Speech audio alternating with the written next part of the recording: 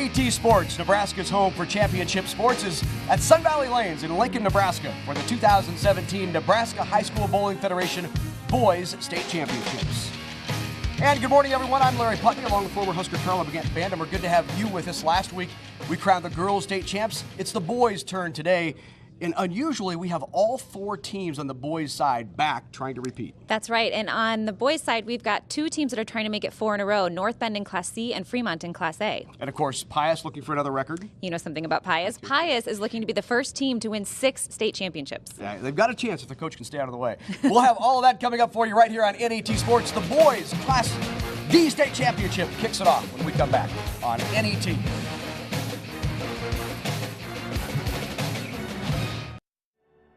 You're watching NET Television.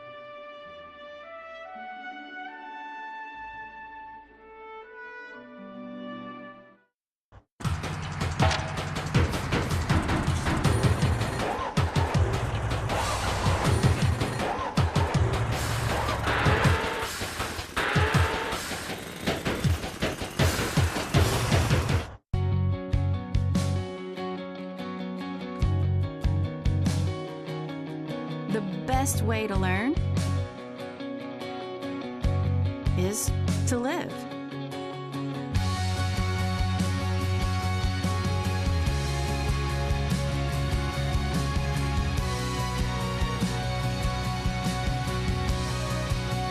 Live to learn at the University of South Dakota. Funding for the NHSBF State Championships was provided by the Lincoln Bowling Association through grants from the Alan and Marcia Baer Foundation and the Nebraska High School Bowling Federation. Reminding you that more than 1,000 high school students compete statewide in varsity bowling.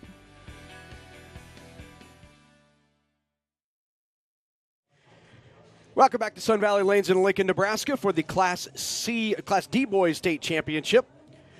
In March, the best high school basketball teams in the state compete 6 different classes in games that are all broadcast live on NET. The NSAA Girls High School Basketball Championships broadcast March 4th, and the NSAA Boys State Basketball Championships are on March 11th. Games will begin at 9 a.m. Central on both days, and they'll be broadcast all day long on NET. Action in all classes. You can visit netnebraska.org/sports for game times, and also a live webcast will be available at our website and on the NET Nebraska app. Let's take a look at the starting lineups for these two teams. We'll start with Ravenna, the Blue Jays. Jacob Hirda, the junior. Cole Barrett is a senior. Cody Urich is just a sophomore. Derek Fisher, Jordan Wallace, Ethan Russell, and Nathan Wilson round out the starting lineup for Mikey Brown. For Humphrey St. Francis, the combination of these two teams. At one point, they were two different teams. They have combined now, and Humphrey Public and Humphrey St. Francis, one team led by Corey Hostreiter, Wyatt Slama, the sophomore. Colton Schmitz is a junior. Dustin Turnus, the sophomore. Dylan Hinkey is just a freshman. Curtis Lepore is a senior.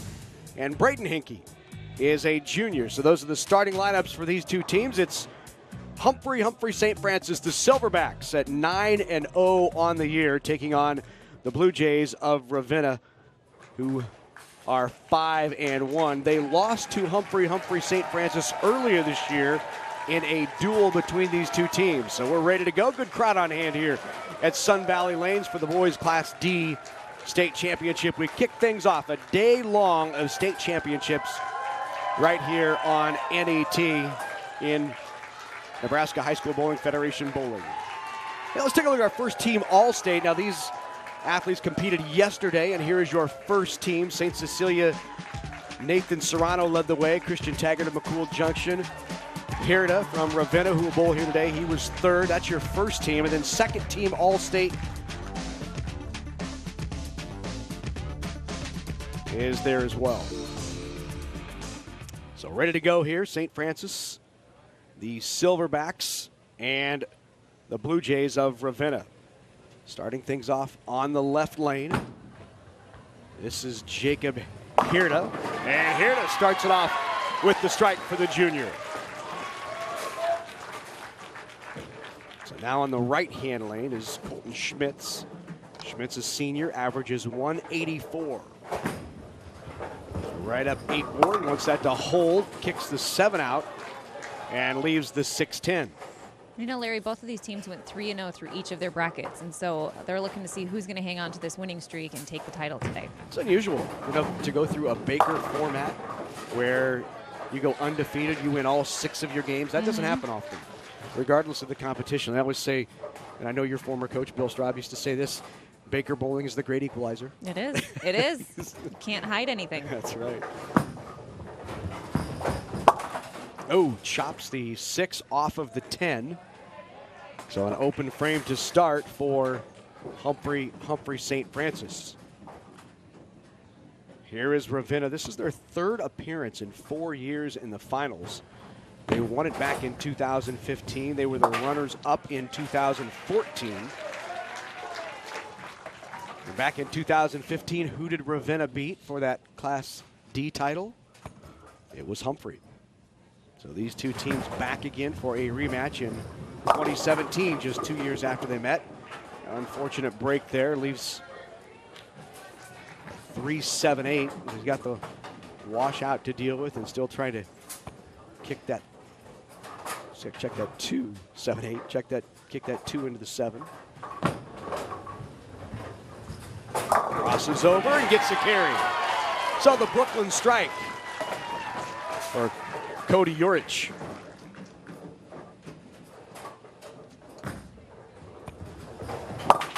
Great cover. Not an easy conversion, and Wyatt Slama converts.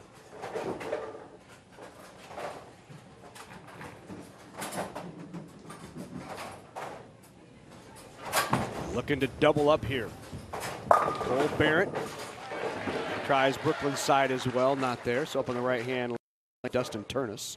Turnus is a junior, finished 10th in singles, has a 4.0 GPA. Had straight A's all through high school. Good for him. How about that? 6:10 left for Turnus as well.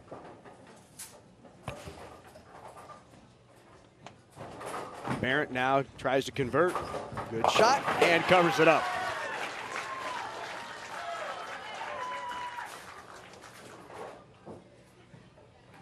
Important early shot here for Humphrey St. Francis after missing that spare in the first. Converts here, and that was important to keep pace.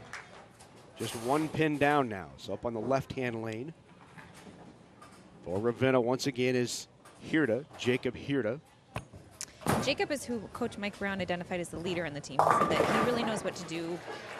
Everything revolves around what he does, and he's the one who talks to the guys when they're in the huddle. Well, it's good to have one of those leaders that's going to kind of drive and dictate team culture and accountability and practice and all of those things you need to get here to this day. Crossover strike. And a nice one from Dylan Henke. Henke is just a freshman. Stepson of the head coach, Corey Hostreiter. That's a good point, Carla. Those things, those intangibles, sometimes overlooked, except to the coaches who understand how important it is to have team unity. You know, it's not something that always comes natural. You have to work at that. Right, and it's not something that you can teach. I mean, you're kind of looking for who's going to emerge as the leader on your team. Here's Colton Schmitz on the right-hand lane. That's going to be a bit high, but gets that 7 pin out and will leave just the 6. And you see him talking to Coach Hostreiter, saying, I think I need to move a little bit. Colton is a senior this year, and when he graduates, he's enlisting in the United States Marine Corps. He's going to ship out on September 11th. Wow, that's impressive. The future Marine. A few of these boys played on that St. Francis State Championship football team from a couple of years ago. And there you see a 1-pin Humphrey St. Francis lead. As we head to the turn, the two teams will switch lanes here in the Baker format. In Class D, there are 4-man teams, so each bowler bowls 1 frame. If you are the first or second bowler, you actually bowl the first, 5th, and 9th frame. If you're the second bowler, you bowl the 2nd, 6th, and 10th frames. Now, when we get to Class B and C, there are 5-man teams, so each bowler would bowl 2 frames. But here in Class C and D, there are 4-man teams, so 2 of the bowlers bowl 3 frames. So obviously, you want to put your stronger bowlers in those key positions, and that is one of their stronger bowlers right there. Number 21, Ethan Russell, the lefty with the strike. Looking for the spare conversion here and got it. So a good conversion there by Slama. And he's coming back from an injury. He tore his ACL in football in late September, and he had surgery in mid-October. So his being here is all the more impressive with that injury he's working on. One of those boys who was on that state championship football team from 2 years ago. That was a terrific game. We had that right here on NET. It was a late drive by Humphrey St. Francis that took 7+ minutes of the clock, and they scored late, went on to win it 22-20. It's a terrific win for that community and that team. Crossover leaves the 6 pin.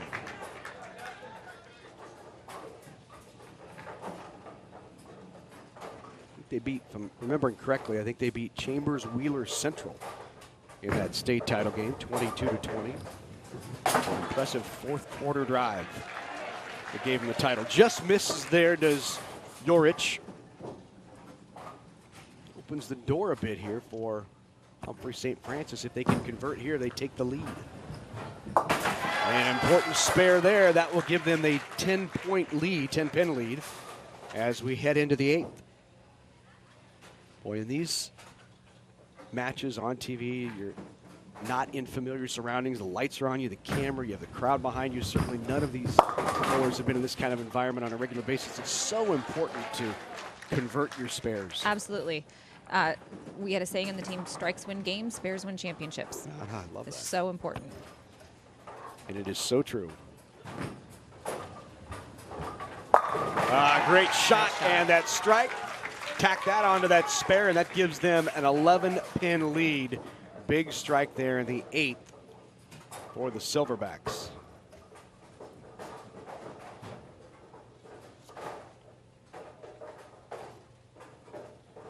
Really important spare here now for Barrett, and he covers it. Good job by Cole Barrett, the senior. One of the strengths of this Ravenna team. Talk to Coach Mikey Brown, he'll tell you they're a spare shooting kind of team. Unfortunately, sometimes their weakness is they don't always have great first balls. Their spare count isn't always great. Speaking of spare count, he's on a strike there, so 7 pins won't hurt there. Up on the right-hand lane now, here's Jacob Hirda.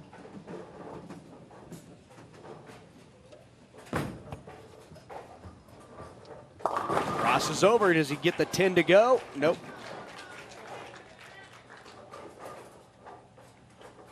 Important spare here to hang on to that lead. Schmitz. Ooh, chopped it.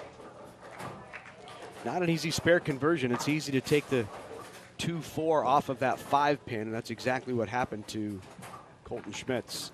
So now, an important 10 pin here for Hirda. Nope. That was an opportunity to tie it back up, and instead it will be going into the 10th with an 11-point lead for Humphrey St. Francis. Not over yet. But that goes a long way to helping decide it. Got them fired up there. So now a must strike right here for the lefty, Ethan Russell. Ethan, just a sophomore, must strike here or St. Francis takes game 1. Big shot. Nice, solid delivery. Ethan is also a baseball and a track athlete. You can tell he's competed a few times. Not too up, not too down. Stay very even. Even keel. Didn't see that big reaction. Strike here wins it for Humphrey St. Francis. Pointing to the left, there he got it. So a double in the 10th for the anchor bowler for the Silverbacks, and that will give them game number 1. 173 already in the books for Humphrey St. Francis. 172, the best they can do, even with the strike there. And a great shot leaves the ring 7. But game number 1 will go to Humphrey St. Francis. So the defending Class D boys state champs go up 1-0 here in the 2017 championships. Wyatt says that one of his strengths of his game is that he does better under pressure, and he's really showing that so far in this match. Staying clean, making good shots, doing what he needs to do for his team.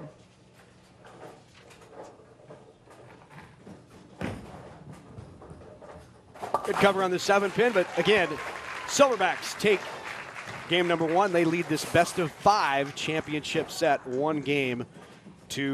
Hey, when you become a member of NET, you'll receive NET's newest member benefit, the NET Passport. The NET Passport gives you anytime, anywhere access to more than 900 hours of your favorite PBS programs. NET Passport is an exclusive benefit to members who support NET each year at the $60 level or higher. So become a member today. Call 800-634-6788. Or check us out online as well. So game 2 underway. The Silverbacks of Humphrey St. Francis, who've won 3 of the last 6 state titles. They won the championship in 2011, 2012, 2016 last year. And get this, St. Francis was the runner-up to Humphrey back in 2013. So here you have a small community in northeast Nebraska, Humphrey, Nebraska, that produces 2 teams that end up playing against each other in the state championship back in 2013. And now they have combined to make 1 team, and every bit as successful. Needs a break and got it. That 3-pin just clicked off the 6 and straight back into the 9 to convert.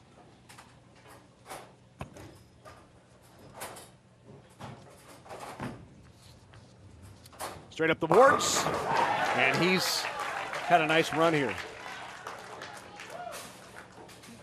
7 spare, 9 spare. He threw 3 in a row in the 10th, and he leads off his first shot of game number 2 in the second frame with another strike. So 4 consecutive strikes for Schmitz.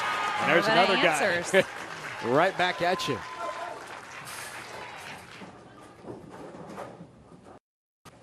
So he's had 3 strikes in his last 4 shots. Ethan Russell. And now we're starting to warm up. The nerves are out. Absolutely. Settled in a little bit, finding your shots.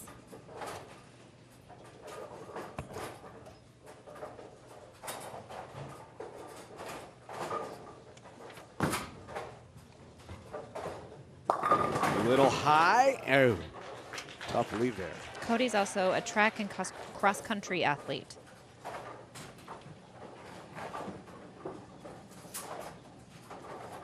Here's Dylan Hankey up on that left-hand lane. The freshman struck last time up, and yeah, why not? That's 3 in a row for the Silverbacks.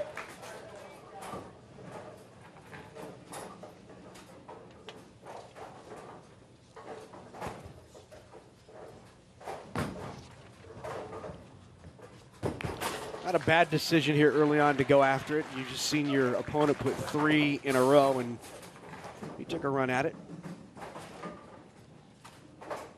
One of the things that can sometimes happen in a match like this when you're starting to string strikes together is you get a little ahead of yourself. You get a little excited about what's going on.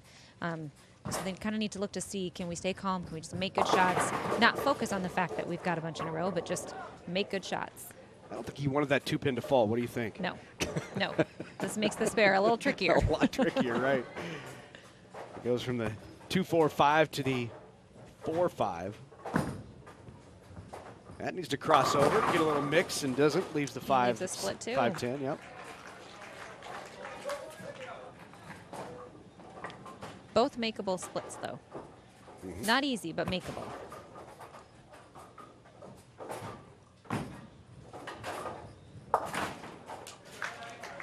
Took the 5 off that.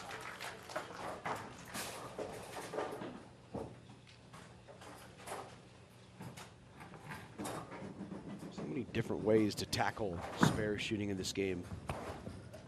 You have the old 3-6-9 method, right, where you're moving off of your strike shot. Typically works really well on a house shot or the typical shots that most high school kids would see. But I know when you get to the next level, especially the level at which you've competed, it for the University of Nebraska, it's really a more direct approach because you don't want to count on lane conditions to dictate how you pick up spares. Talk about kind of the differences between those philosophies of picking up spares. One of the most important things, I think, is to focus on what you can do that you normally do in your first shot and use that and leverage that to your advantage in your second shot. What boards do you need to move? How can you make it easier for yourself to make that spare? Hey, you can get a copy of the 2017 High School Girls and Boys Bowling Championships on DVD offered by the NHSBF.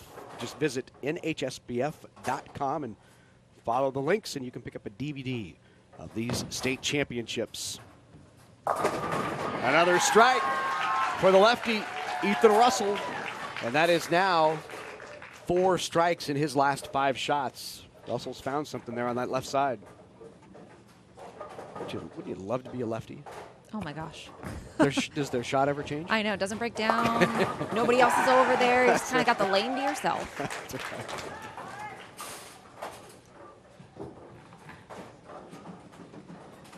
Strike by Wyatt Slama. Great ball. Here to try to bring him back. And all of a sudden, right back in it is Ravenna with 3 in a row. This is what you said. Don't overreact to what's happening early in the match because they went split right in the middle of St. Francis's 3-bagger. All of a sudden, Humphrey St. Francis has an open, and there's Ravenna right back with a 3-bagger. Yeah, it's easy to let those things get in your head, right? Yeah, and kind of go, oh gosh. And then you bring it right back around, and that's the beauty of the Baker match, right? It's one person at a time. Build on each other's momentum. This went from a 34-pin Humphrey St. Francis lead, and it's now down to 10. And less than that now. So up on the right-hand lane now is the freshman Dylan Hankey, and if Hankey does not strike here, this one is all even. Trying to hold on to the lead, needs to climb. It does, but can't get the 2-pin to go. A lot of these athletes are very strong students. Dylan is another one. He carries a 4.0 GPA. No. Also golfs on the high school team. This could give Ravenna the lead. Boy, he threw that 5-pin right at the 7, but could not take it out. That would have been a big one. And we essentially have an even game here. Oh. Well, that hurts. Late in the 8th frame, open up, and your opponent had already struck in the 8th. So now Ravenna has taken the lead. You see there with a spare here, Ravenna has an 11-pin lead. If they can pick this up, needs to hook. Well, now an opportunity for Humphrey St. Francis to get right back on it. This is the guy you want up to, Colton Schmitz. So Schmitz up in the 9th frame. Needs to cross over. So nothing hurt. Pick up the spare, and we're essentially even. So you see 162 to 152 in the 8th, but the open in the 9th by Ravenna really opens the door for Humphrey St. Francis, and that guy just does nothing but strike. Ethan Russell again. Well, that makes this spare conversion even more important. Coach Brown described. Slides that in front. Coach Brown described his Ravenna boys as workhorses. So they're all just super hard workers, involved in a lot of things at school, outside of school. They have after-school jobs, helping the family farms. They're all it's just a bunch of really good kids. This could win it right here for Ravenna. No, so just leaves the door open a crack. And so now to have a chance at a 2-0 lead, Slama must throw a double. Has to have this one. That's high. And that will take the 7-pin out. 181, the best they can now have. And already 190 for Ravenna. So game number 2 will go to the Blue Jays.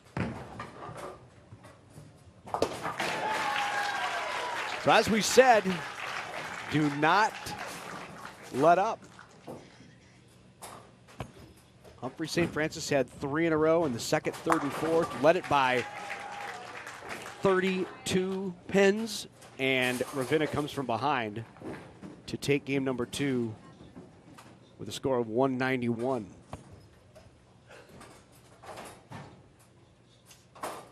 This is a great chance for Humphrey, knowing no matter what happens, they can't win the game, to just get a good shot in. Practice it. There's no pressure here. Just get a good shot in, find your spot so that you know what to do. The next game, it's going to start to count. All right, so 179, 191, 179, the final there of game number 2, and we are now all even at 1. Hey, I want to remind you, this is a great opportunity for you to connect with us on Facebook.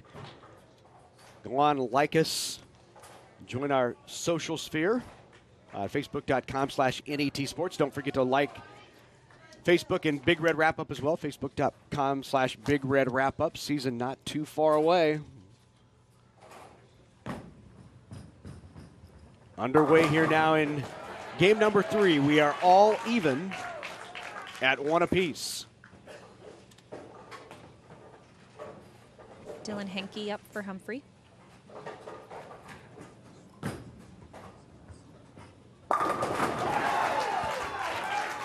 And he's going to open it with a statement.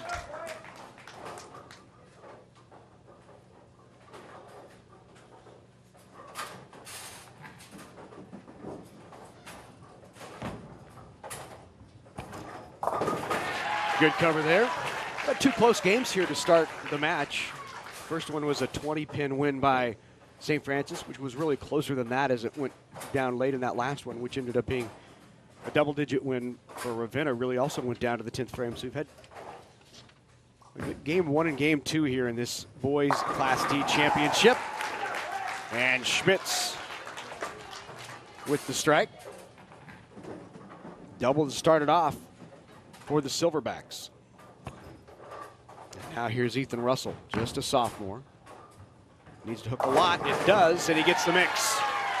Rattles him around down there. He's got a little bit of room. Those lefties.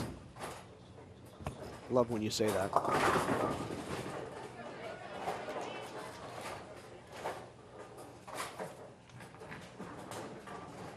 Jacob Hirda on the left-hand lane.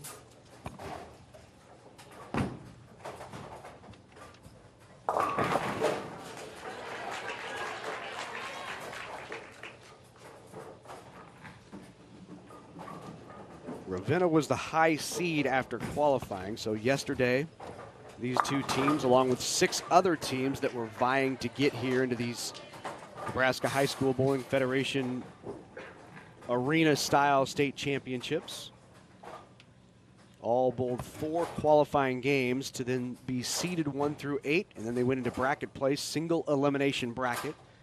They bowled 2 of those Baker matches yesterday, and the winners advanced here to the finals. Boy, good try there on that. Good attempt at that. 310, didn't quite convert. So after yesterday's qualifying, Ravenna was seeded number 1, St. Cecilia was seeded 2, Humphrey St. Francis was actually seeded number 3. But St. Francis, the 3 seed, knocked off St. Cecilia 3-zip yesterday. Another big shot by Schmitz.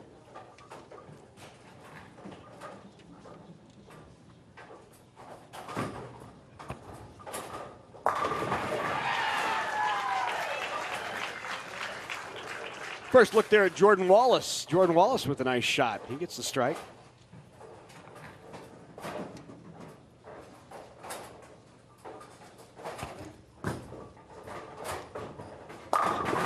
Good ball by the freshman. Good bounce back after that 9 open. It was tough to kind of put those things behind you, refocus. Don't let what's happened affect what might happen on your next shot. Absolutely. I had that experience of missing a 9-pin spare on national television, and you just gotta set it aside. You have more shots to make. We're going to show that video here in just a second, I'd by the way. appreciate it. So, yeah. Thank you. I should like to I see love that. reliving that. My grandma watching TV told me I didn't know you could get so mad about bowling.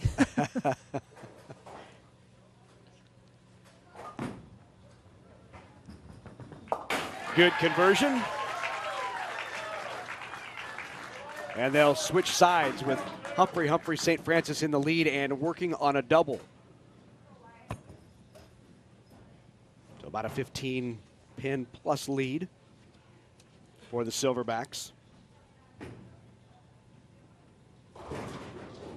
Now up on the left-hand lane is Wyatt Slama. Slama made first team All-State, shot .482 on a very tough condition yesterday. We talk about tough conditions.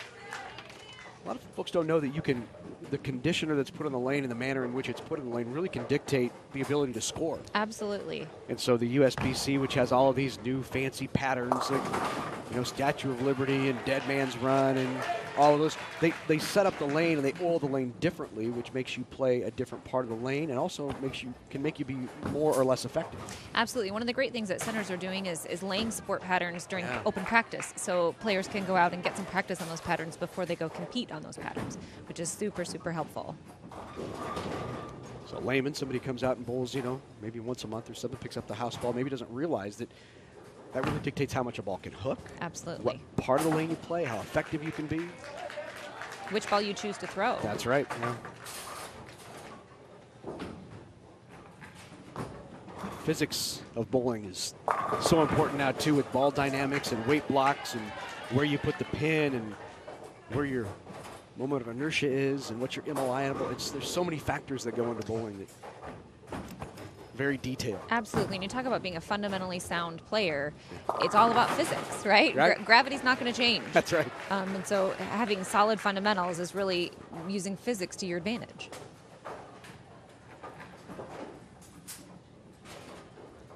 At least as of now, we don't think physical change. I remember when the team coaches used to time our ball swing. That from the time the ball dropped to the time you released it should be the rate of gravity. If you're using your muscles in your arm, it's going to be too fast or too slow. But if you're truly just letting the ball drop and letting the ball swing your arm, that's pretty interesting way to go about it. But it makes a lot of sense. That's getting detailed, isn't it? It is. Wow.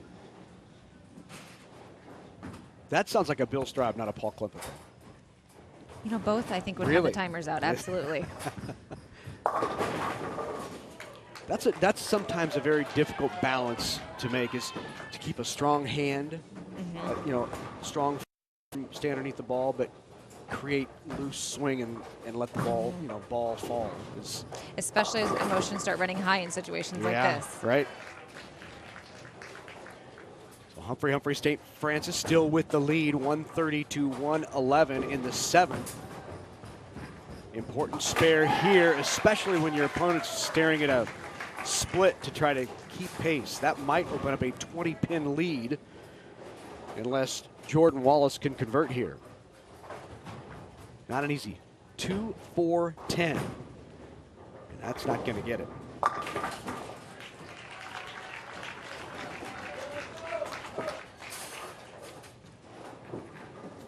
So a strike here opens up that lead to 30 pins. It would be 150 to 120 if he can throw a strike on here, and the freshman does. He's been solid. So now an important shot here for Cole Barrett. You hear the crowd in the background. Come on, Cole, need this one, and boy, do they ever. Comes in a little light. Leaves the 2-4-5. And on the left-hand lane, Wyatt Slama. He's going to try to slam the door here. I'm sorry, that was a good horrible. One. That was a good one. Yeah. And he does. And he does.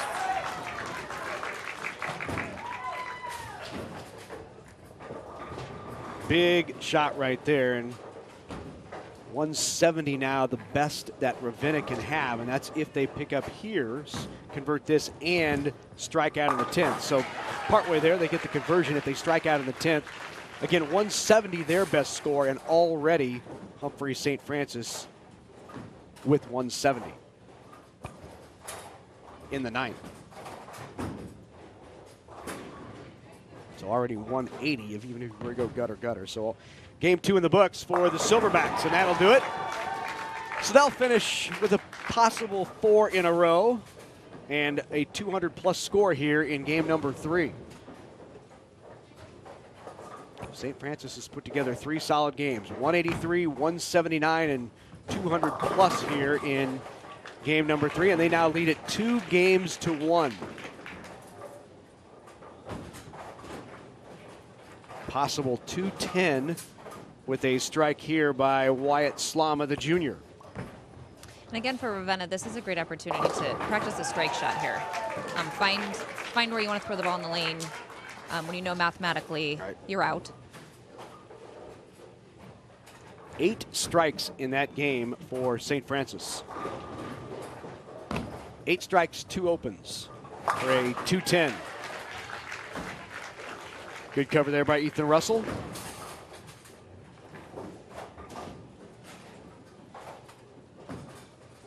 You see at the top there, match tied 1-1. It will now be 2-1.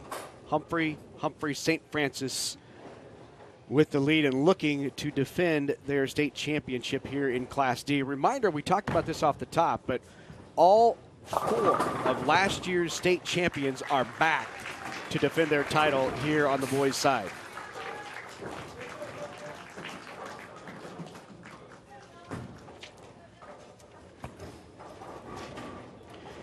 Hey, watch NET Sports anytime, anywhere. You can download this free NET Nebraska app today. All kinds of content out there on the website at netnebraska.org/apps. Just download the app today, and you can get it from the website. And I tell you, if you haven't downloaded that NET app, it is lots of good stuff on there. Terrific content.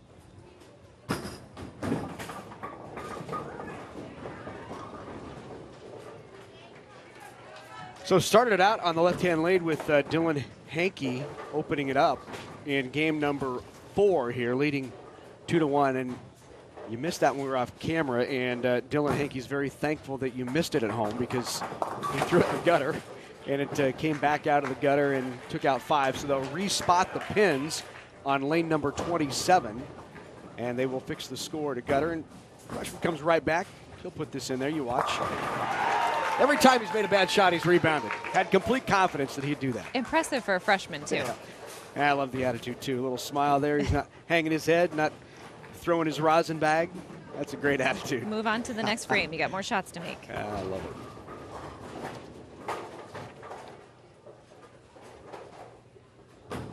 it. Hirda tries to slide this one over that, but that'll slide right between them.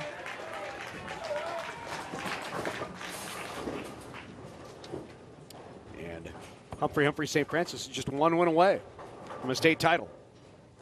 Wyatt's a senior. He's planning on attending the University of Nebraska in Lincoln, and he's going to be majoring in electrical and mechanical engineering. Ah, how about that?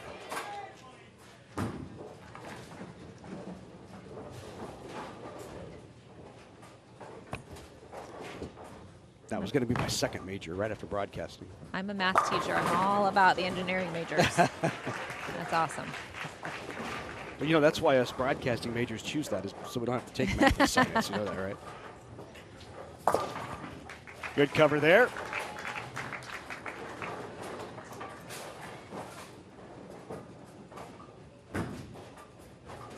So Ethan Russell up on the right-hand lane for Ravenna. Oh, just slides back. Just slides it by. He was off to such a hot start early. Had 4 strikes in his first 5 shots. Had 6 strikes in his first 7 shots. That line might have started to disappear a bit. So Ravenna has opened up here with back-to-back opens in a must-win game. Remember, this is a best of 5. And Humphrey St. Francis leads it 2-1, and boy, that's a bad break. Just a little bit high, and he leaves the 4-9. You're a coach, Larry. What do you say to your players when they leave something like that? Let's make a move, right? I mean, that's probably a 1-1 if you're on a sports shot. It's a parallel move inside. If you're not on a sports shot, a house shot, you can make a more of an angular move like a 2-1 or a 3-2. But that's probably, you want to move off that, right? Get out of trouble. Yep. Had a chance at it.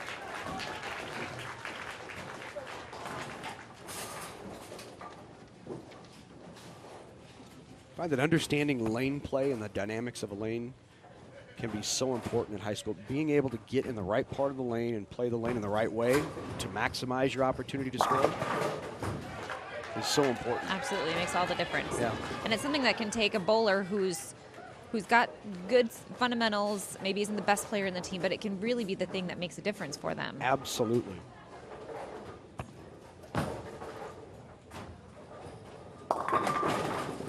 A bit high on the right-hand lane for Cody Urich. And Urich, just a sophomore. Now on the left-hand lane, Colton Schmitz again. And Schmitz converts.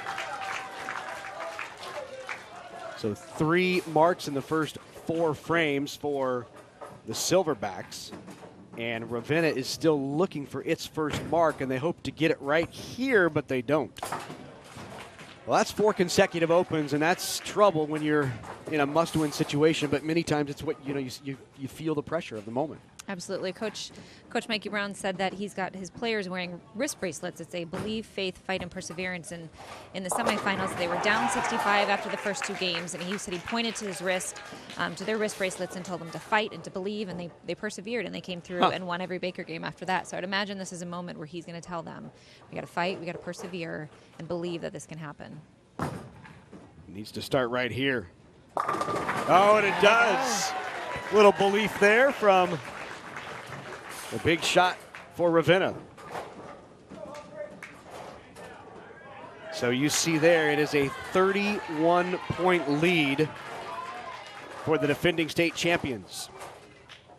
And the Silverbacks looking for their 4th title in the last 7 years. Good mix there for Ethan Russell of Ravenna. That was a big one. Find yourself down 30, you need to capitalize on every strike opportunity you have. And now a chance here for Wyatt Slama to answer. Slama needs it to hook. It does. And he gets the carry. A little mixer slides the pins over into that 7. Good answer. That's what you love to see in that situation is somebody goes up and throws a double and you respond. You can see they're just going to start battling it out. Barrett comes up just a bit light. Here's Dustin Turnus. Turnus straight up the boards as well. Small split, this can be converted.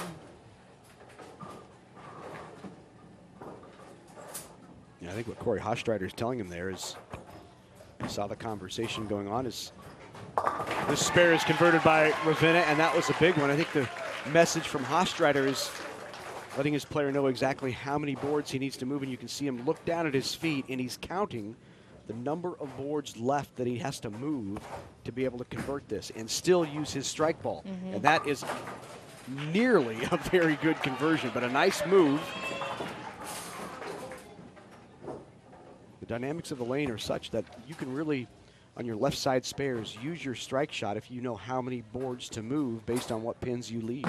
Absolutely, and that's the best thing to do is to leverage the good things that are happening to clean up the messes.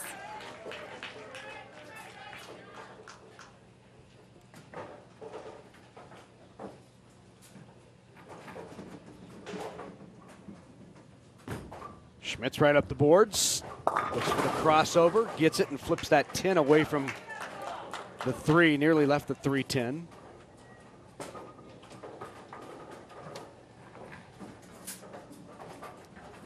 $22-pin lead right now for the Silverbacks with just 2 frames left.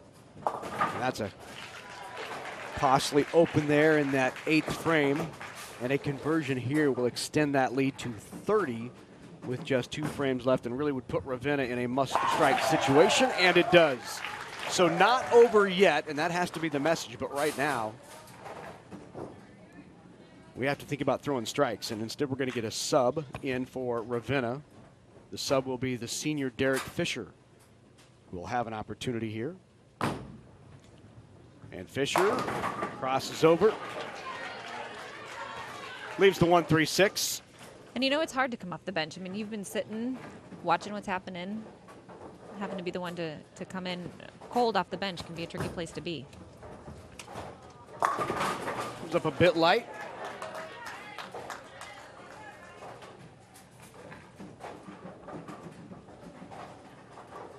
The freshman had struck 4 of his last 5 shots. And the one he didn't struck was the one he threw it in the gutter, and then he came back and filled it up. Picked it up.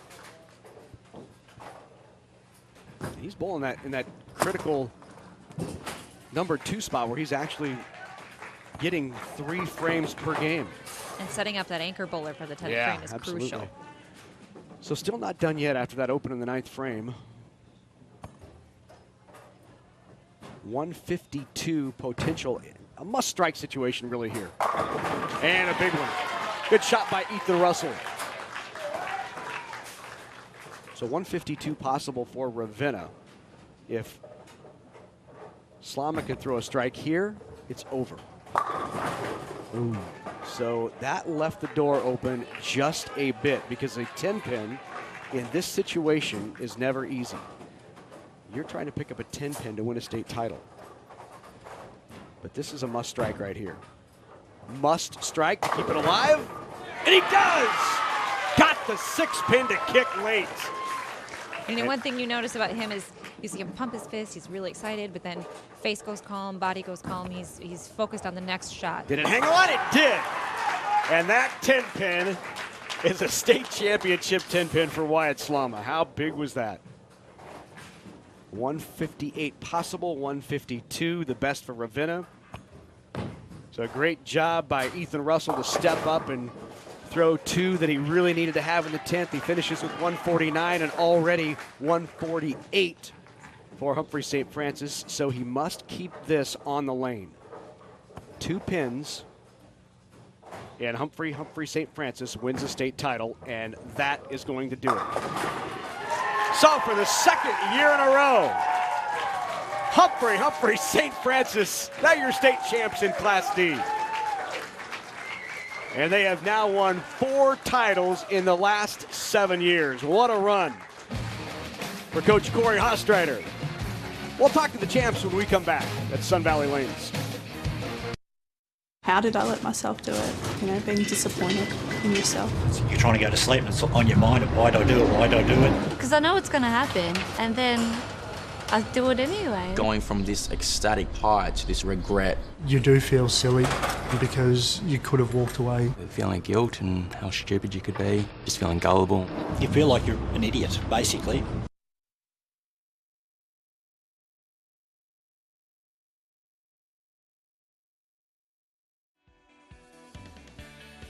Funding for the NHSBF State Championships was provided by the Lincoln Bowling Association through grants from the Alan and Marcia Bear Foundation and the Nebraska High School Bowling Federation. Reminding you that more than 1,000 high school students compete statewide in varsity bowling.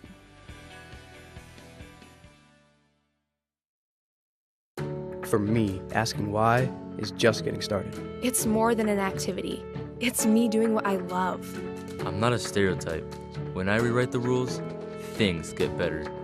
I know that all these experiences matter. These moments will help me become something more.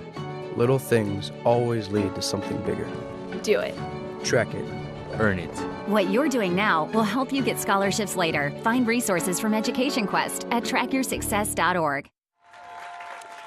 Welcome back to Sun Valley Lanes in Lincoln, Nebraska. Class D state champs are Humphrey St. Francis. They win it 3-1. And now with the coach, here's Carla Vandemer.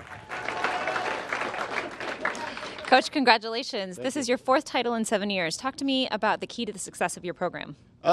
We practice really hard. We practice on our spares. We go to different centers to practice. And, just lots of practice. Awesome. And Wyatt, you needed that 10 pin in the 10th frame. Did you know you needed that 10 pin? Yes, I did. Okay, talk to me about what goes through your head in that moment. I went, oh crap, that's the 10 pin. 10 pin is one of the hardest pins for me to pick up. I just threw it and prayed for the best. And it happened for you. Congratulations. Larry, we'll take it back to you. All right. Thanks, Carla. Appreciate it. Congratulations. Love it. Oh, crap, right? I mean, that's the thought at that moment. That's terrific. Hey, now for the medal and trophy presentations, let's go to our public address announcer. Here's Dwayne DeMode. How about another round of applause for our 2 finalists?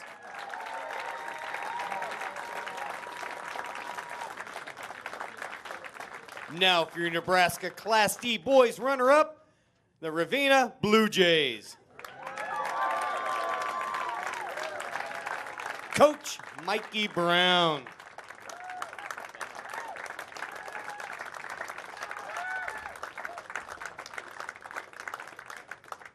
Ethan Russell.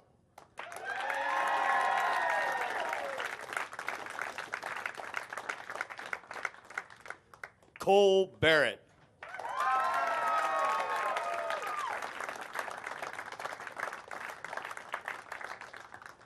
Cody Urich.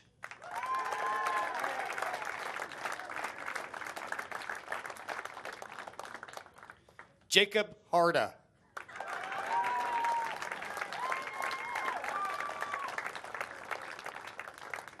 Jordan Wallace.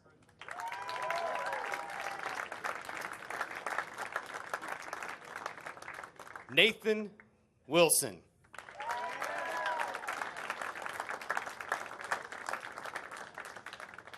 Derek Fisher.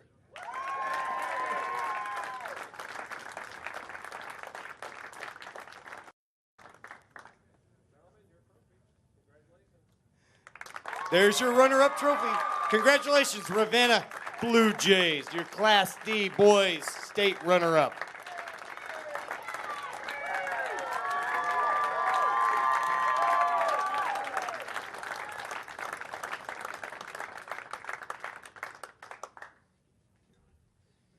Now for your Class D boys state champions, the Humphrey St. Francis Silverbacks. Coaches Corey Hostreiter and Derek Salama.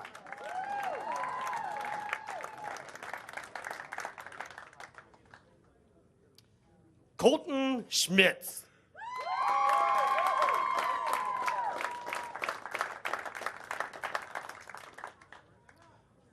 Wyatt Salama.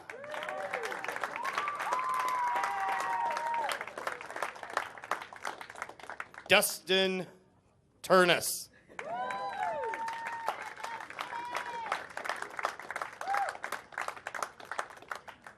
Dylan Hankey.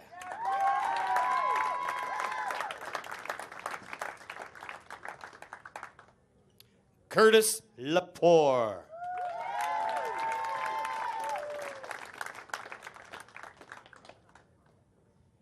Braden Hankey.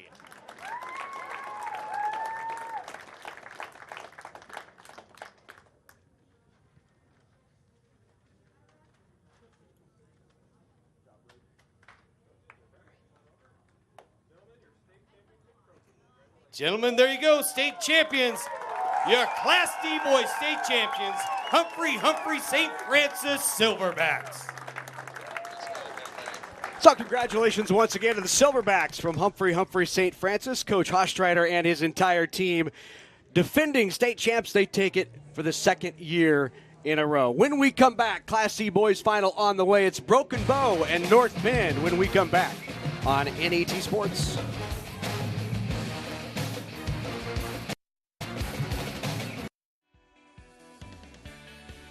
Funding for the NHSBF state championships was provided by the Lincoln Bowling Association through grants from the Alan and Marcia Bear Foundation and the Nebraska High School Bowling Federation. Reminding you that more than 1,000 high school students compete statewide in varsity bowling. No matter how you look at it, animal agriculture helps Nebraska's economy.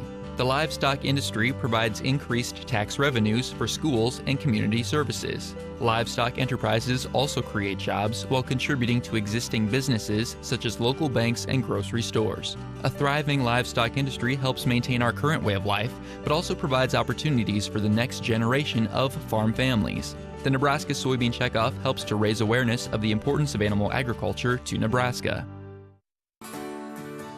Everyone's walking a path, and most paths are best walked together. Because when we travel together, our lives are livelier, our journey more enjoyable, and the places we'll discover will be simply spectacular. To be in a place like no other that unites you all in a state of wonder. Wouldn't that be nice?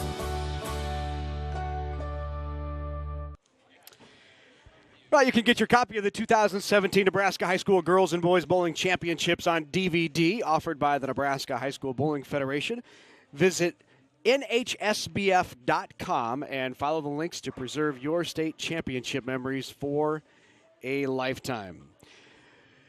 Teams warming up on the lanes now. Let's take a look at these two teams. North Bend Central, the Tigers, and Broken Bow High School.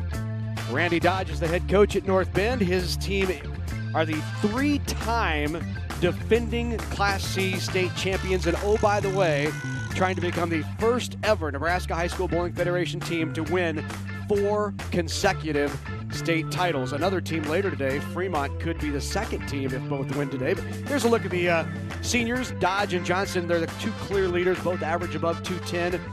Middis is a junior. Wesley, Jewel, Minsick, all part of this outstanding Tiger team of head coach Randy Dodge. Broken Bow, they are the underdog. They know that, though. They faced the Tigers earlier this year. Ryan Nielsen, he's a junior. Sam Schentz, a sophomore. The other juniors are Herman, Proct, and Summerford, while Dylan Techmeyer is the lone senior for the Indians of Broken Bow. Should be a good one. State championship on the line as Broken Bow takes on North Bend when we come back.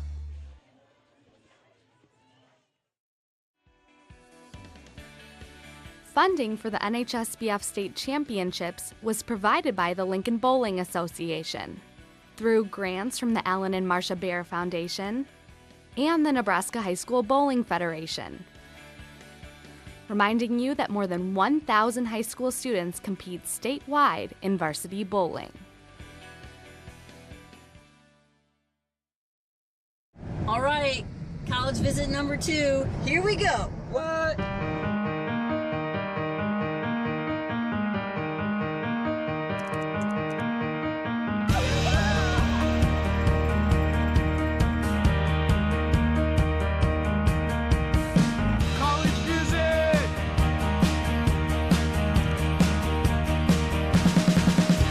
Learn more from Education Quest at govisitcollege.org.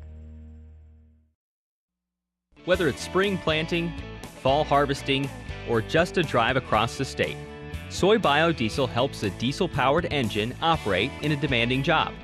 Soybean oil from Nebraska soybeans makes biodiesel a renewable fuel that's also environmentally responsible. The soybean checkoff plays a major role in supporting the use and availability of biodiesel. The Nebraska Soybean Board, growing opportunity from the ground up. NET salutes the Nebraska sesquicentennial. People have followed the Platte River westward from wagon wheels to car tires. Our official state river has guided people along its stunning 310 miles. The Platte begins in Wyoming and Colorado in 2 separate rivers, the North and the South, and merge near the city of North Platte. The Platte has grown our farms and our cities along its banks, and on February 26, 1998, the Platte River was declared to be the official state river. This Nebraska 150 moment is produced by NET with support from Humanities Nebraska.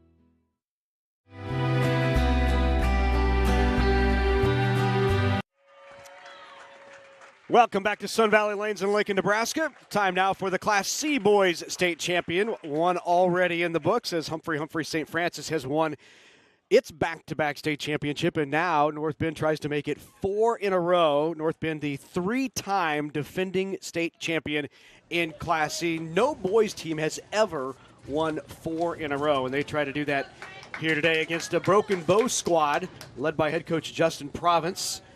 That understands it's the underdog, but earlier this year, these two teams squared off, and in Baker play, Broken Bow did knock off North Bend. So in this Baker format, anything can happen, and one of the things that can happen and will happen often today is Trenton Johnston striking. That senior averages 210 a game. And there is the shot by Nielsen. Trenton's also heading on to bowling college. He's going to bowl for Hastings College.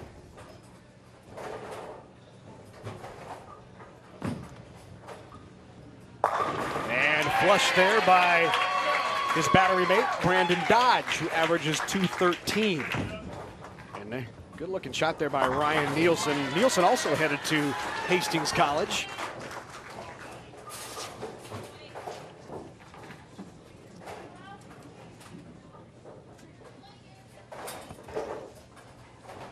Here's Metis up on the left lane, Colton Metis. And Metis is flush. 3 in a row to open up the game for a very strong North Bend squad. Just a touch high there by Chloe Herman. Now back up on the left-hand lane. 4-bagger. Solid start for North Bend. Michael Mensick.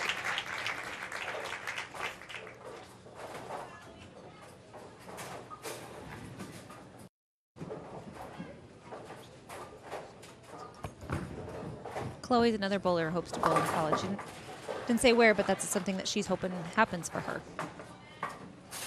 Chloe's just a junior. There he is again. Johnston.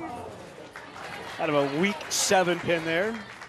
Just came in a little light, didn't slap that 4 around and kick out that 7-pin. Straight up the boards goes Broken Bow, and that's a strike by Matthew Prott.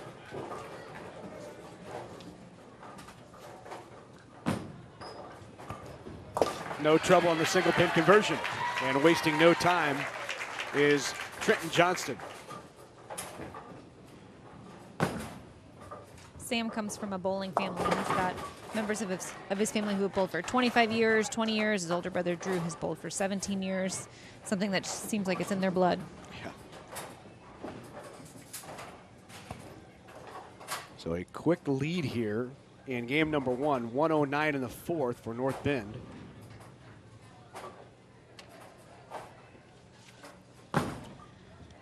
So Sam Shint trying to convert here and nearly does, just doesn't quite get all the way across. And so before we switch sides, Ryan Nielsen. Solid game for Nielsen, plays up the boards. Can't get the carry, doesn't slap that 7-pin out. Good solid delivery for the future Bronco of Hastings College.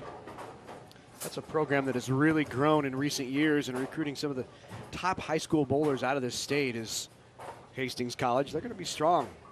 It's going to have a strong program there in a few years with all of the young talent they're bringing in. Absolutely. You see how focused she is on her arrow out on the lane. She knows exactly where she wants to throw the ball.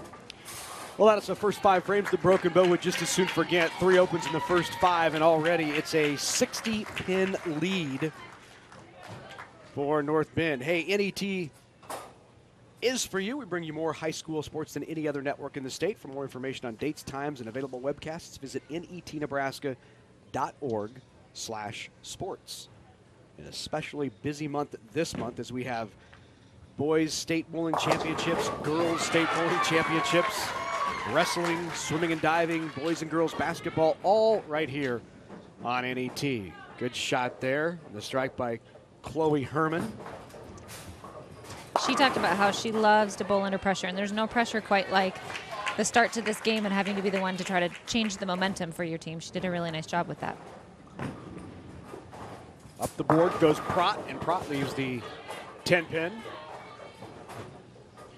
What a solid game this young man right here has. Brandon Dodge, he's a senior, averages 213, 4 Nebraska Bowler of the Year. He's had 3 300s this year. He's one of 2 bowlers who had a 300 this year during Nebraska High School Bowling Federation play. In fact, just mentioning that may give Broken Bow some shakes because it was against Broken Bow earlier this year that he shot one of those 300s. He actually shot 3 300s in 23 days. Wow. That's kind of getting on a roll, right? Yeah.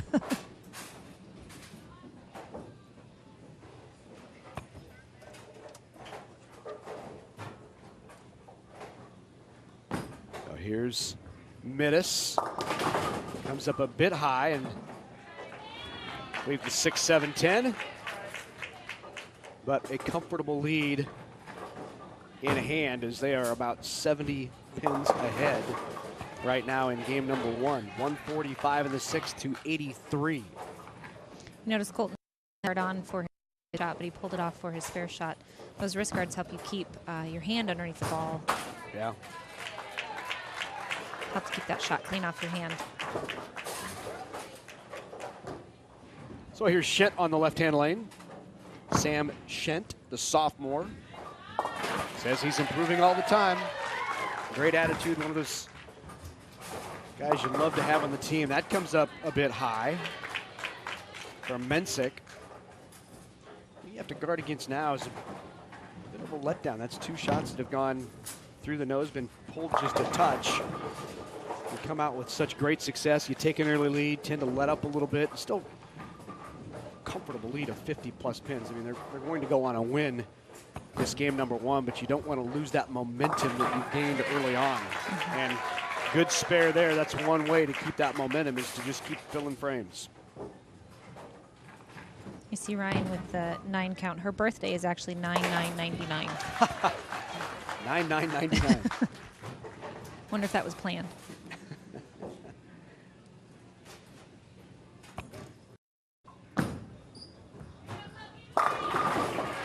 Good strike. Carry by Johnston. He's a former Nebraska Bowler of the Year. As you said, going to Hastings. There's another solid game right up the board. Just, you know, obviously Broken Bow probably doesn't have the numbers to have a boys and girls team, so you see a couple of girls bowling on the boys team, but boy, it's 2 very solid players. Now that was flush. Rip 8, ripped the rack and left the 8. That's just a shot that drives straight back and takes the 5 right off of the 8 pin. Not much you can do about that. You might make a slight adjustment, but it's minuscule, if anything. Typically try not to adjust off of a solid 8. No, no.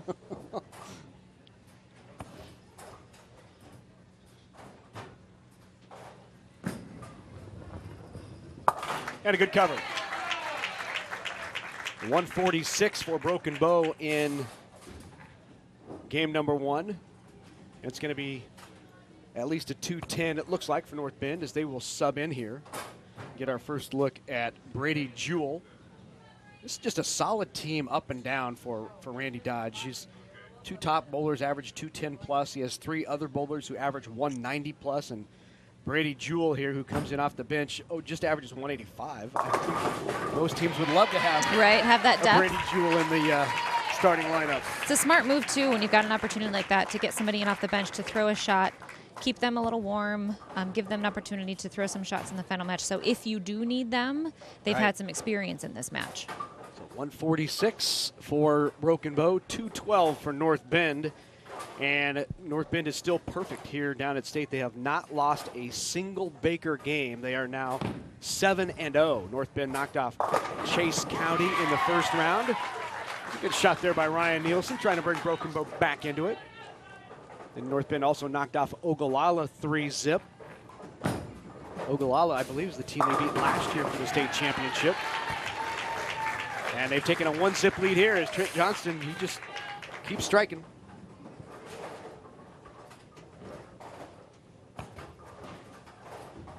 Chloe Herman now in that left-hand lane. She has the high average on this team. She averages 177. Coach says she'll just outwork anybody. Love those kind of players. Absolutely. Yeah. There's another pocket shot for Brandon Dodge.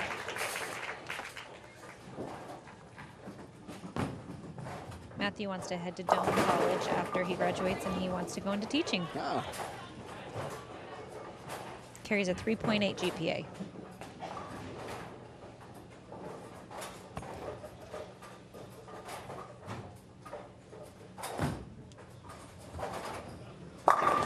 And a good shot by Jewell. Stays in the lineup. A 3-bagger again to start it off for North Bend. Broken Bow just finds itself trying to keep pace with a team that's just doing nothing but. Here's a look at Sam Wesley, our first look at the senior who averages 190, another lefty. Comes in just a bit high, leaves the 10 pin. 7 consecutive appearances here at State for North Bend. They finished 3rd, 5th, 3rd, 1st, the last 6 years. Not bad. Wow.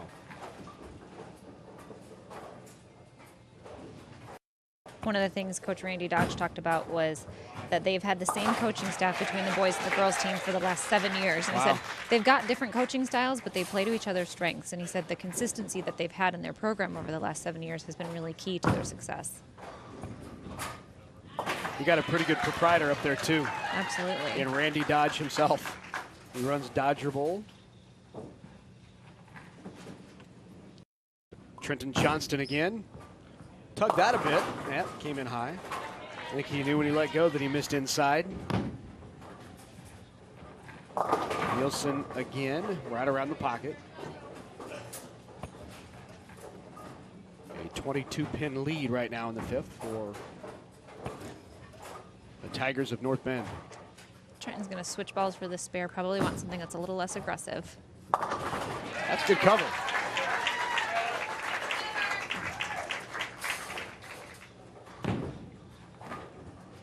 Needs to hook. Just slid by on the right. Second open frame, 2 open frames for Broken Bow in those first 5. And that has led to a 35-pin North Bend lead. North Bend really coming right out and taking it to Broken Bow right away, not leaving any doubt.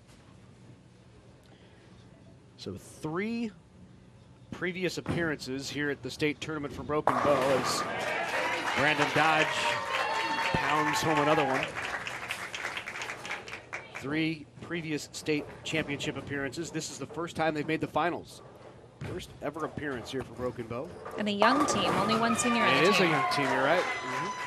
The program has only been around for 4 years, so to be in the state championship match with such a young team, not only the kids are young, but the program itself is young, is quite an accomplishment.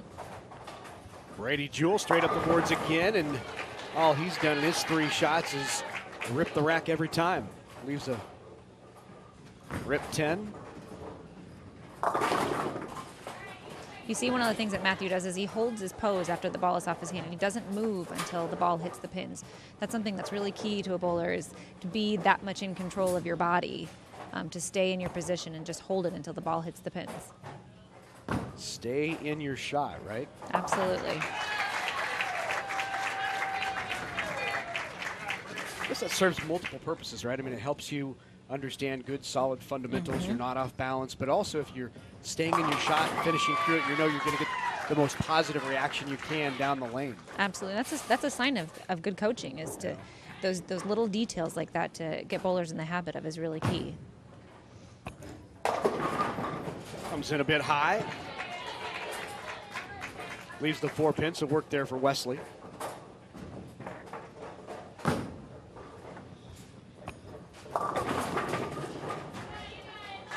Broken Bowl, they bowl out of Sport Bowl in Ravenna. Chris Lane is the proprietor there.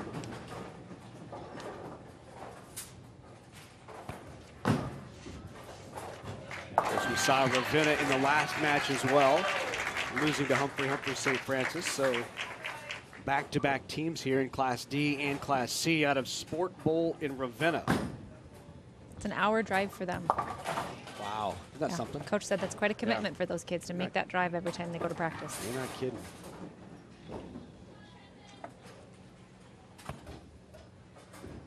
A lot of them have jobs too for that gas money. Make that drive. Yeah.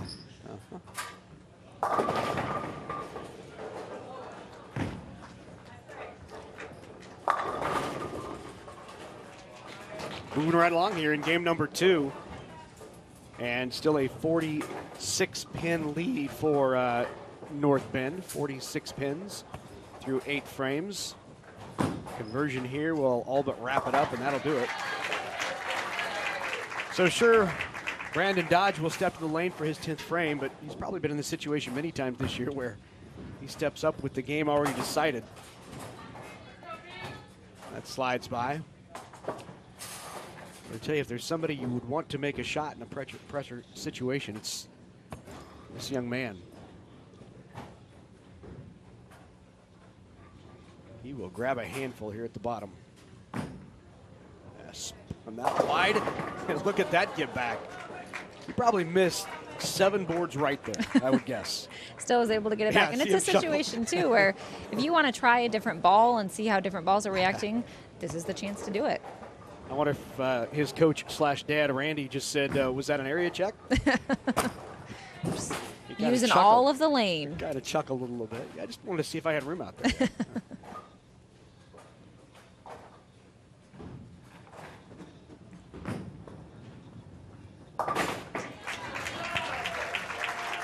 I believe they're picking up spares with an old urethane ball, if I see that correctly. It looks like an old Rhino Pro, maybe.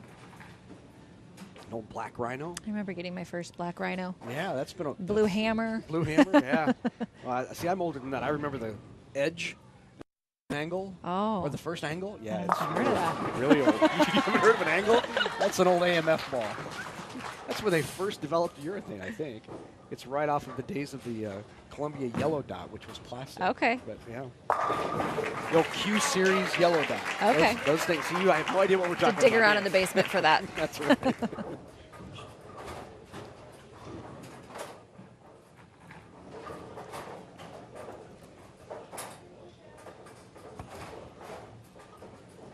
So Techmeyer will get a shot here. Dylan Techmeyer, the senior. First-year bowler, great improvement, says his coach, Justin Province.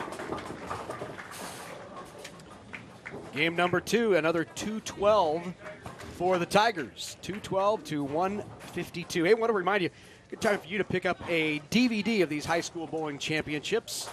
Just log on to NHSBF.com, follow the links, and you can preserve your memories for a lifetime with a DVD copy of these state championships. Here's Trenton Johnson leading it off again for the Tigers, and leads it off again with another strike. All 3 games, he's started things off in a hurry with a strike for North Bend. Been consistent. He's been clean the entire match.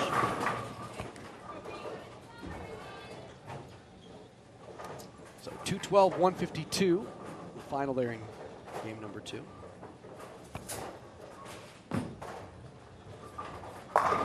Brandon does a nice job of getting the ball out onto the lane. Doesn't loft it out there, he doesn't set it down on the foul line, but gives some good distance for the ball to get out in the lane and catch a roll. Good cover there by Ryan Nielsen.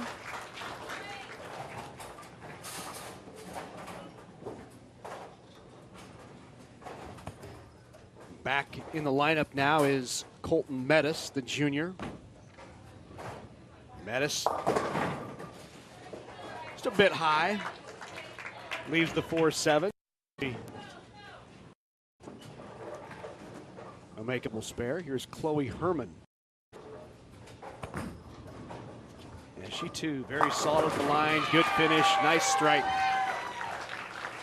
You know, if you can repeat shots and hit a spot on the lane, it doesn't matter how much you hook the ball, how hard you throw it, you can be very, very successful in this sport. Absolutely.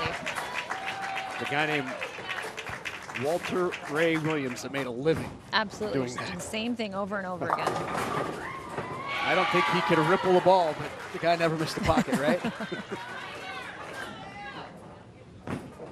He was a world champion horseshoe thrower too, wasn't he? I did read that about him. Yeah.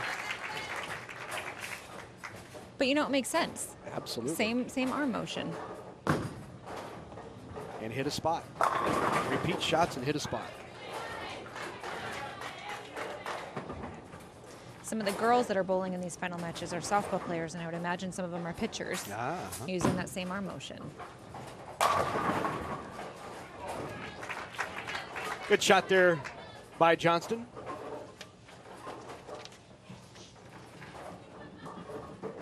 Broken bow trying to make a bit of a run here in game number 3 as they have a 1-pin lead through 3 frames. And now the key is just to stay clean. Both teams staying clean so far, and that's really what you got to do in these pressure situations is if you don't get them all down on the first shot, get them all down on the second shot.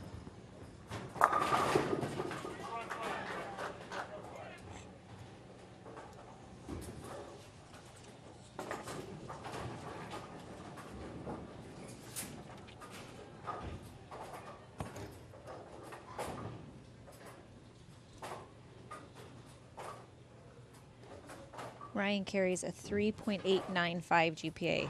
That's one of the things we've been really impressed by with a lot of these bowlers is they have strong GPAs. They're involved in a lot of activities.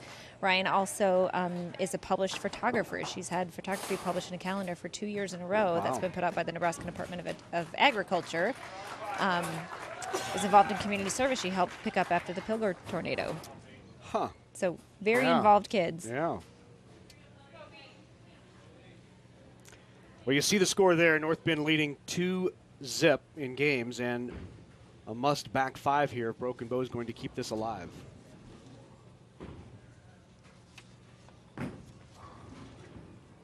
Pass over. Didn't quite get the 9-pin out for Chloe Herman. And here's Brandon Dodge.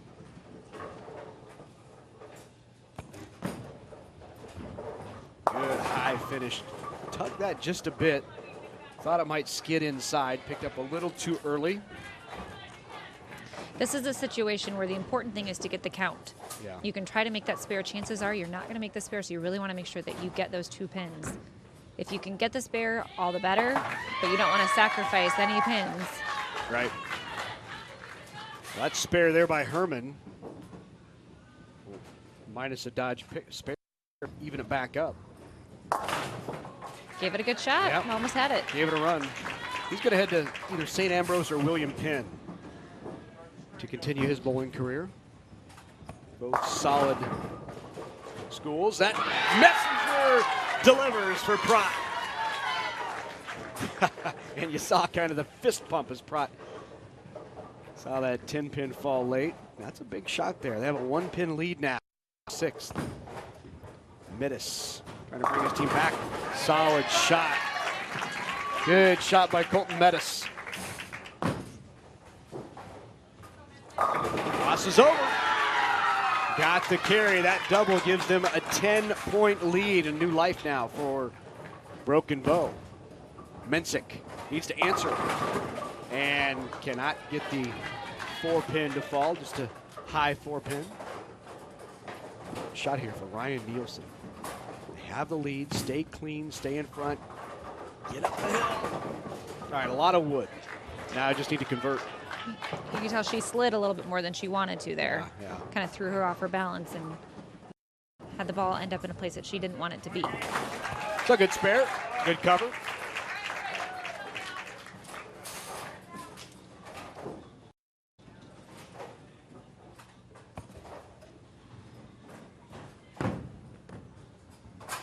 Hang on.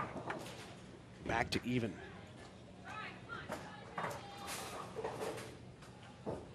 And now you got the 2 anchors, the two 10 bowlers finishing it up. Ooh, Johnson comes high. That didn't quite get out of the lane as far as he thought it would. It might have been a little soft with it too. Anybody's game. Boy, look at Herman's focus there. Slap that 7-pin out of there. Beautiful shot. Next time she's up, just watch the focus in her eyes. Not a bad run, but advantage now Broken Bow. In fact, this strike, if she can throw it right here, will lock it up for Chloe Herman. The anchor bowler for Broken Bow. Looks up at the score. She knows the situation. A strike and we extend the match. Look at the focus here. She gives her mark a look, looks down the lane where she wants the break point, and she gets the carry. Nice job by Broken Bow to come back and take game number 3 after being down 2-0. 187 now, the best possible for North Bend, and already 191 for Broken Bow. So they will take this game number 3. Watch her eyes as she looks at the arrows to pick up her mark. And then you'll see her look down the lane.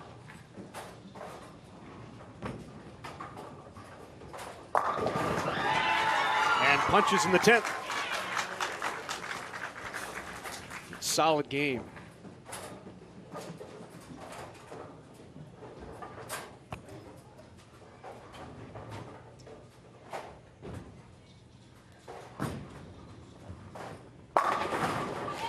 Powerful strikes by Brandon Dodge.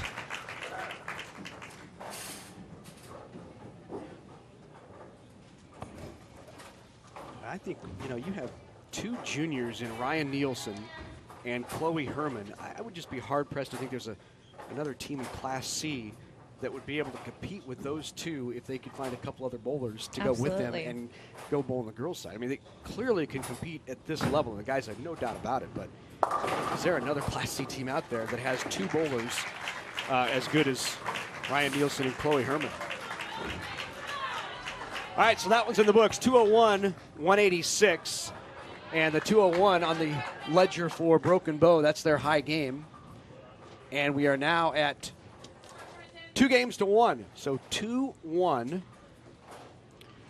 North Bend. And we talked about it earlier. These two teams played earlier this year in a head-to-head match during the regular season. And North Bend won that 12-7. But they led it 12-2 going into Baker. That in Baker, in the best of 3 Bakers, Broken Bow beat North Bend. And that's why we say Baker's is the great equalizer. It is. Anything can happen. If you get on a roll, if you get some momentum, the other team maybe struggles to find a shot, comes high a couple of times, doesn't carry, gets frustrated. All of those things can really factor into success here in this race to 3, best of 5. Good cover. Games change quick in a Baker match. Oh, they can change very fast.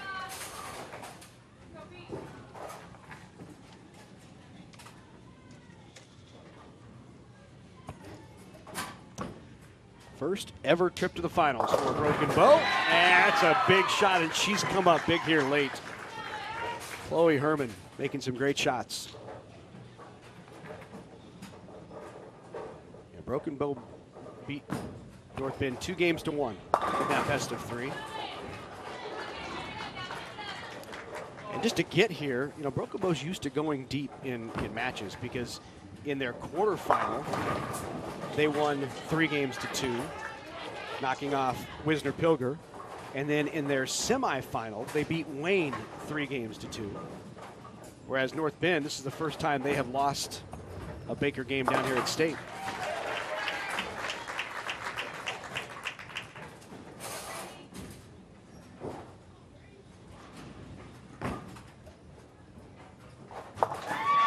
Good cover. Stay clean, keep it close. Brady Jewell now.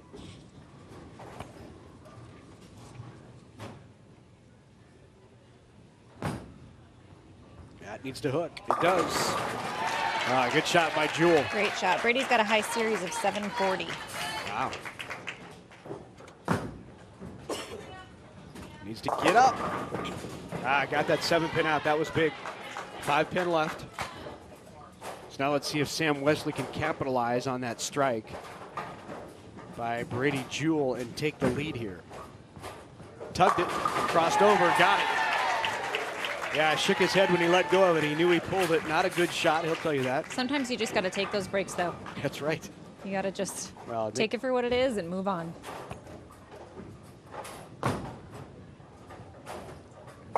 Good cover of the 5-pin by Shent. And the lefty Johnston.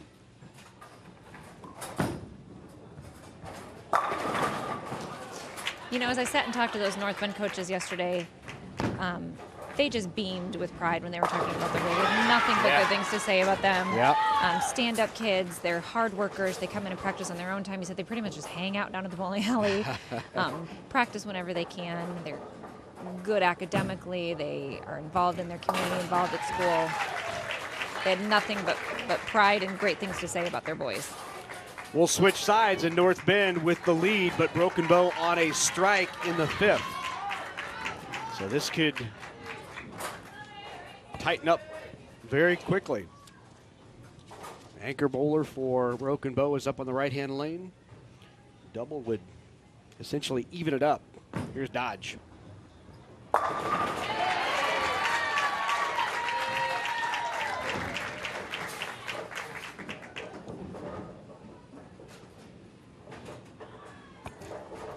Three of his last 5 shots have been strikes.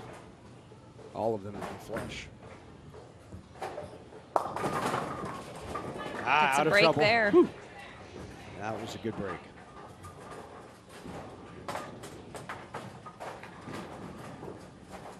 Now can Jewel strike again? Very up the boards kind of player, but it works well here at Sun Valley Lanes. And there it is, another strike for Jewel, and that will extend that lead to 20 pins. That was a big double. And now a must spare here, must conversion for Herman. Oh.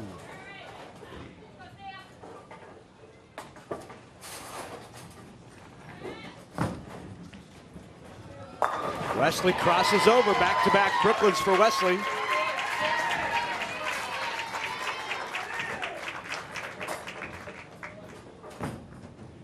Pratt needs to answer. Bit light. Those have been very fortunate crossovers. They've been getting some breaks. Yeah. One led to a double, another led to a 3-bagger, which has allowed them to extend it, and that makes it 4 in a row. And now North Bend just starting to run away with it. It was a 10-pin game at the turn, and since then, North Bend has thrown 4 straight. And unfortunately, Broken Bow has now opened back-to-back. And that's how quickly it can turn. Absolutely, absolutely.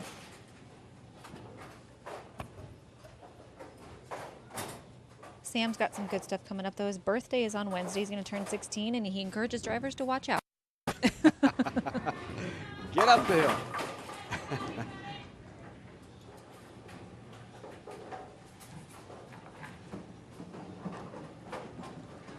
Happy birthday to Sam. Next Wednesday? Next Wednesday is coming up.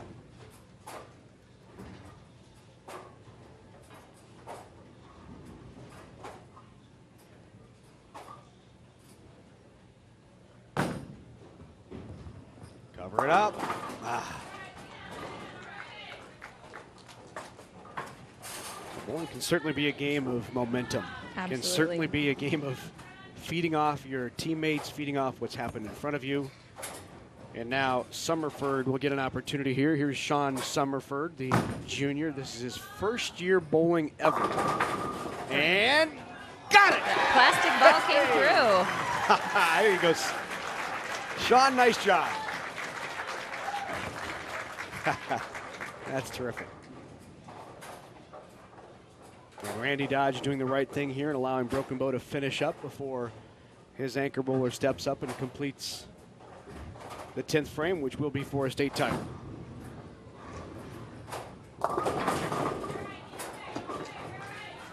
That was Dylan Techmeyer with that last shot. Dylan says he makes some pretty good pancakes. Maybe he'll head over to Sam's house on Wednesday and make him some birthday pancakes. There you go. All right, great shot there by Dodge. That's 5 in a row now. They can shoot a 258. Dodge puts the next 2 on the board. Brandon has been incredibly reliable for North Bend. He's got 1 open, but other than that, strikes and 9 spares.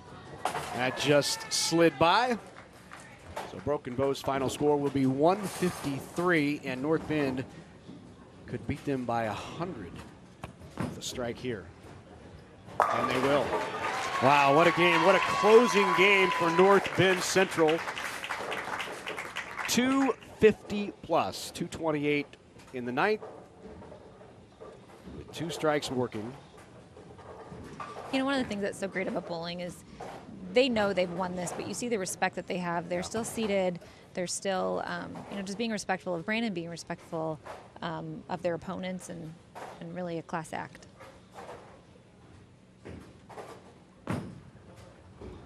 Well, before that shot right there, no team in Nebraska High School Bowling Federation history had ever won 4 straight state titles, but now North Bend has done it. They are your 4-time state champs. They win it 258-153. We'll hear from the champs when we come back to Sun Valley Lanes. We buy smartphones. We buy clothes. We buy game consoles and TVs, tickets to movies, concerts, and sporting events. It's kind of funny. We buy all these things to make us happy, when really all we need is each other. A place where we can all connect and get away for a while. Wouldn't that be nice?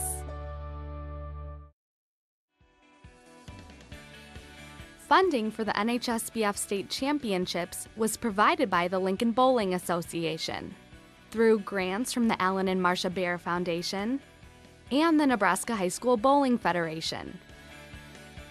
Reminding you that more than 1,000 high school students compete statewide in varsity bowling.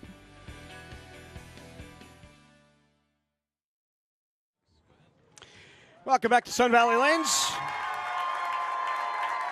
That is the applause for North Bend as they are now 4-time state champs. No other boys NHSBF team has ever won 4 in a row. Let's go down to Carla. Coach, congratulations. Thank you. 4 state championships in a row. Tell me what this means to you. It means a lot. It's one thing that we really had on our radar to go after, and felt confident with the team that we had. We were really deep, all good players, good kids. We just felt like we did have a shot. Even though Broken Bow, we kind of figured was going to be against us here. Kind of looking through the season, they're a great team. They just do outstanding, and it was definitely who we thought we'd get, and it was a great match. And Brandon, it's your senior year, your 4th state championship. Tell me how this feels. It feels pretty great. This team's really good. Trenton's been with me all 4 years, and I knew we would have it every single year just to get that good. Well, congratulations. Larry, we'll send it back to you. All right, thanks very much, Carla. The state champs once again from North Bend Central, the Tigers, 4-time state champs. And now for medal and trophy presentations, let's go to our public address announcer. Here's Dwayne DeMode. Let's give another round of applause for our 2 state finalists.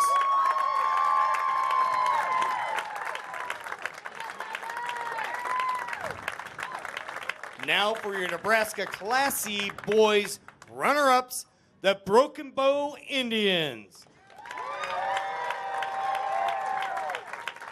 Coach Justin Province.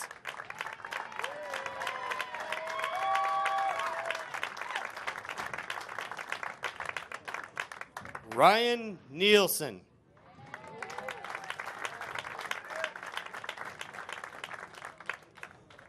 Chloe Herman.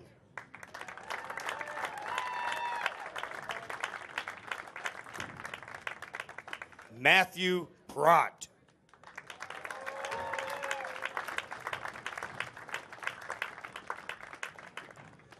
Sam Shent.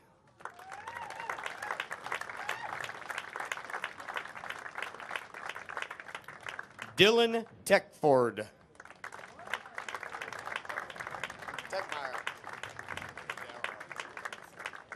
Sean Summerford.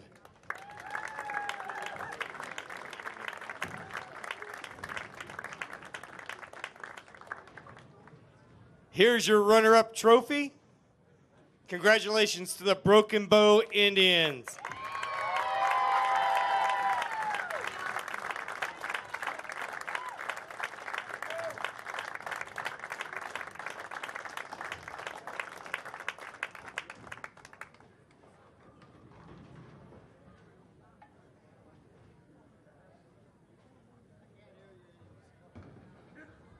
Now for your Nebraska Class C boys state champions, the North Bend Central Tigers.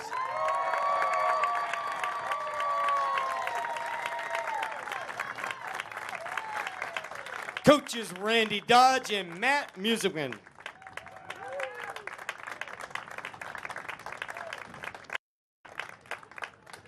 Trenton Johnston.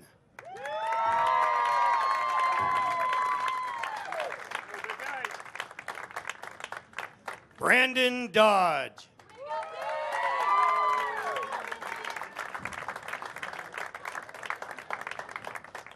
Michael Minsick.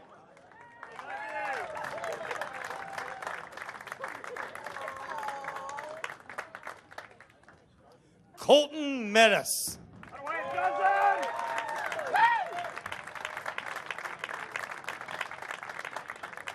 Sam Wesley. And Brady Jewell.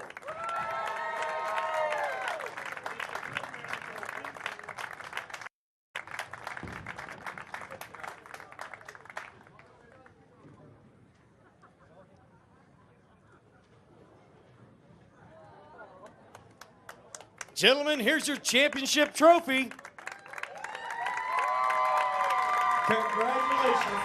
So congratulations once again to North Bend, the state champs in Class C, 4 consecutive state titles. When we come back, the Class B state championship is just ahead. I will be stepping out of the booth down to the lanes to coach. John Lucido will be joining you from right here in the booth as it's the Pius 10th Thunderbolts taking on York for a state title in Class B.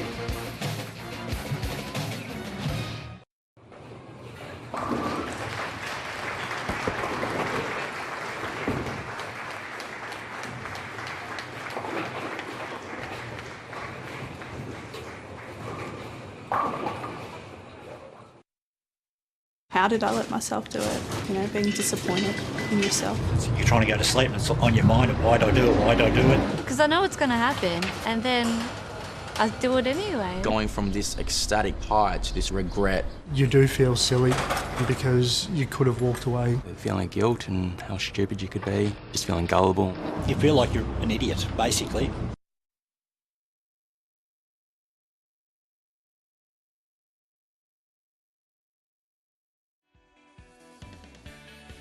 Funding for the NHSBF State Championships was provided by the Lincoln Bowling Association through grants from the Alan and Marcia Bear Foundation and the Nebraska High School Bowling Federation. Reminding you that more than 1,000 high school students compete statewide in varsity bowling.